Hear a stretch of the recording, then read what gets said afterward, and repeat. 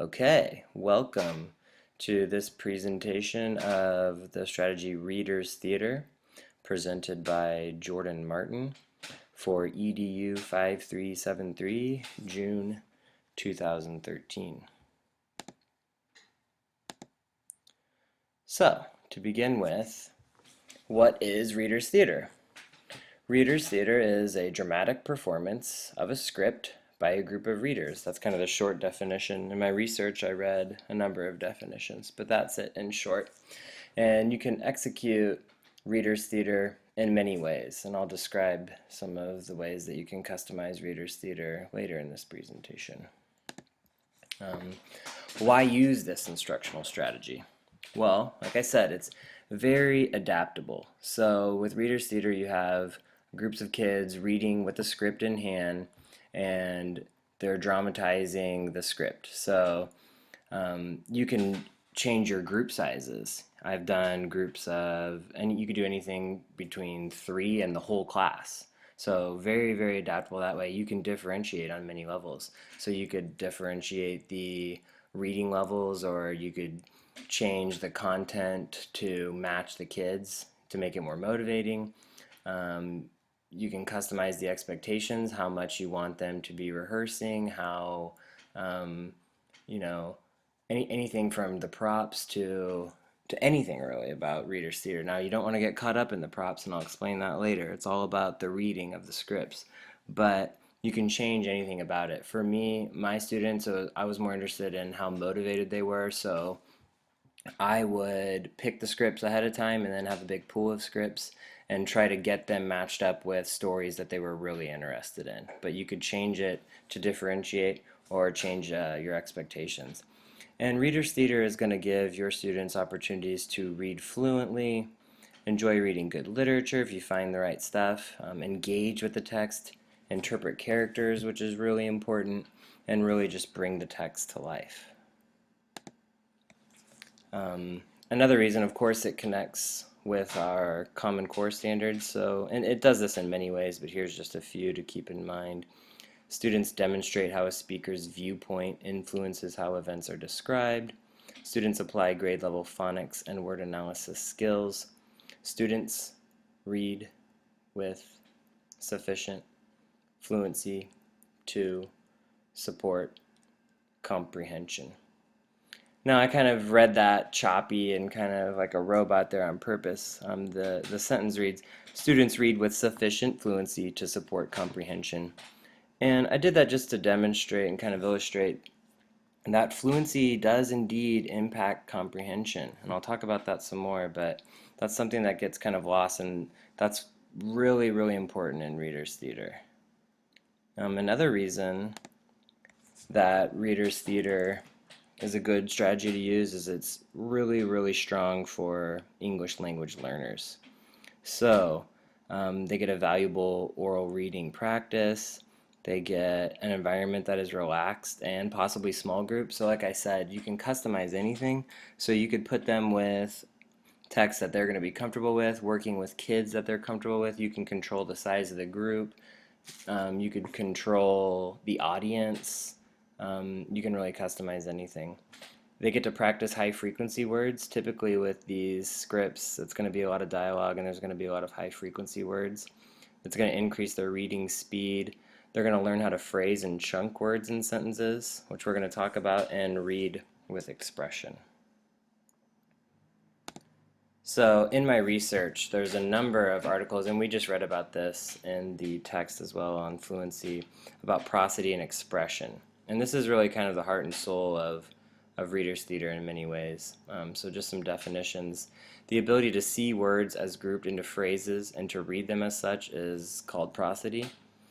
Expression, on the other hand, is the ability to read words with the proper inflection, emphasis, and tone in order to make written words sound like speech.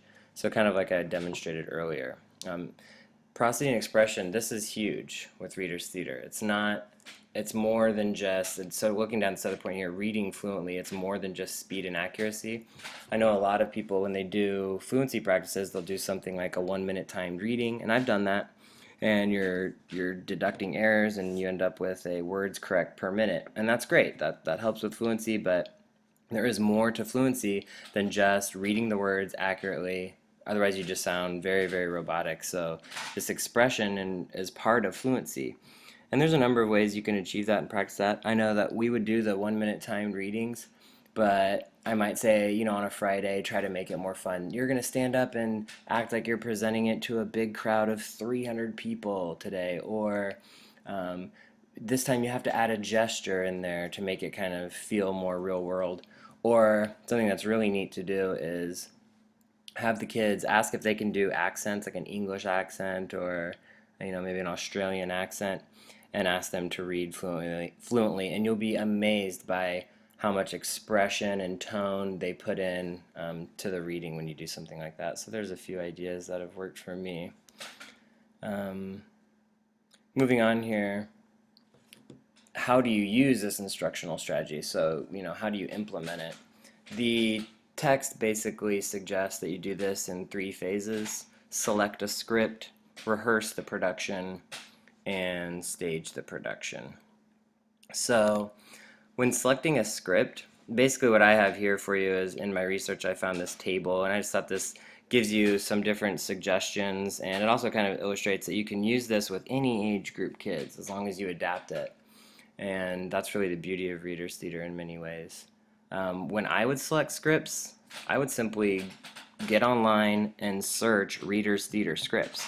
And the reason I would do that is they come with a lot of text features that are really helpful. So you're going to have things like a box that lists all the characters, so I know exactly how many characters are on that story. The font comes in a really nice size that's really friendly for highlighting. A lot of times they have areas to make notes in the margins. You know that you're going to get pretty equal representation of the characters and the narrator. There's never more than 2 narrators. But you can absolutely select anything you want that works for you. Typically things with dialogue are what people aim for, and that's what makes sense. But Reader's Theater can be done with poetry. Reader's Theater can be done with a variety of texts, a variety of ways. So be creative. But in my experience, just searching for pre-made Reader's Theater scripts, which are already probably adapted from stories, is just a really, really great way to select a script. You're going to want to rehearse the production. This is in some ways the most important part. And this seems obvious to say, but I found that the more time I gave them, the better they were. Just plain and simple. And you'll find that some groups are gonna, sustain themselves practicing over and over and over again, and it's just getting better and better, while other groups are, oh, we're done, we don't have any more ideas. It's really easy to handle that. Show me what you got. They quickly figure out what they need to improve. It's very easy to manage. The students should be striving for accurate pronunciation, voice projection, and appropriate inflections, just like we were talking about. And so finally, you're going to stage the production. You can go about this any way you want. You can make a big stage. You can be standing or sitting. I'll show you an example in a moment. Costumes and props are optional, but this is key here to remember that with Reader's Theater, the emphasis is not on the production quality. Rather, it's on the interpretive quality of the reader's voices and expressions. Almost in every case when you see Reader's Theater, you're going to see the kids holding the scripts. I mean, you should encourage it. Now, they can memorize it. There's nothing harmful about that, but typically they have the script right there in their hand, and that's what they're performing from. It's less to do with, stage direction, gestures, props, which are great, and I've done a lot of neat things with that. I have gotten carried away with props before and had the reading suffer, and the reading is the point of Reader's Theater. It's how their interpretation of the script. But just to give you an idea, I'm going to show you just a quick clip to give you an idea of what Reader's Theater can look like. This one has poetry, and they're sitting as well, which I thought was kind of different. So let's have a look at an example of Reader's Theater. These are the readers. I'm reader 1, Amon. I'm reader 2, Sydney. I'm reader 3, Amina. I'm reader 4, Jake. I'm reader 5, Paul. Enjoy! I cannot go to school today, said little Peggy. And McKay? I have the measles. And Mom? A gash. And a rash. What? My throat is dry. I'm going blind in my right eye. My tonsils are as big as a rock. I've counted 6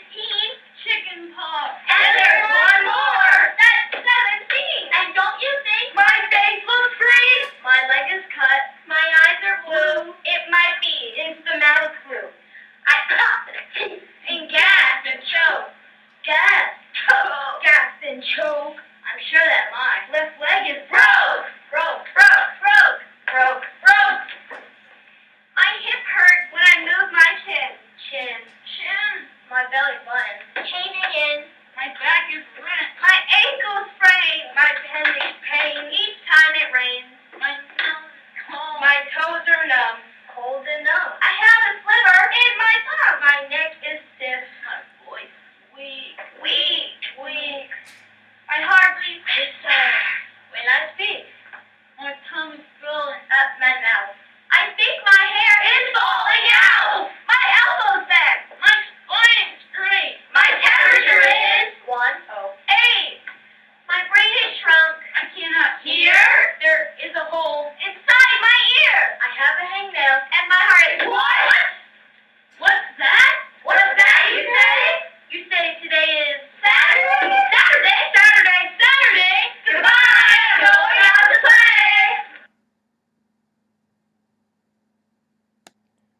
So I think that is a neat example of readers theater because it shows the diversity of it. They sit instead of stand, but they also have some really interesting stage directions. They use poetry, which I thought was really interesting, and they also, if you'll notice, they interpret the text. So with readers theater, it's not just about reading word for word. My kids, and I would always make them justify it. They'd say, "Hey, I really want to change the phrasing of this." And the beauty of it is that a lot of times it was to increase the fluency of it. It sounded more natural to them. So here they are evaluating the work and thinking about how to make it more fluent and be able to read it more expressively for them. As long as they could justify their change to me, I was all about it. And I was fine with them changing it anyway. I made them come justify it to me just so I could hear their thinking out loud and just so that it wasn't random and that it was, they were really thinking about how to improve it. So there's an example for you. Another great thing about Readers Theater, especially nowadays, is it's got a lot of opportunities to integrate technology, especially if you have iPads. So you could organize their ideas on the iPads. They could perform research if you do like a period piece or if you do something from history. Another thing that's cool with Fluency is they can record their voices and then listen to themselves, and they can really practice and reflect on their own performances that way. It's a great way to track their own progress. And of course, you could video record your presentations as well. In my research, I also found this table, which has a number of suggestions. And a lot of it are the things I've talked about. But one that I thought was interesting was things like this is not a performance based on memorization. You have the scripts right there. Or things also like, it mentions the props. It's just kind of a nice little checklist. You can do it with all content areas, but the two at the bottom are really key. And that is just to keep it simple and have fun with it. Let the kids be creative, encourage, really think about what the point of Readers Theater is, and then let them run away with it. And I think you're going to get some really impressive results if you stick to some of these guidelines. And again, just get out there, do your own research. I'll show you this page here is my works cited. Some of the articles I read were helpful, but the text was also really great. Just searching Readers Theater, and it's because you can customize it so well, you can sneak it into different parts of the day. It's really, you don't have to be super brave and ambitious to tackle a Readers Theater project. You could give them some time one day, more another, and do what works for you and really feel it out. So I really hope that you enjoyed this presentation of Readers Theater. I encourage you to dive in there and give it a shot.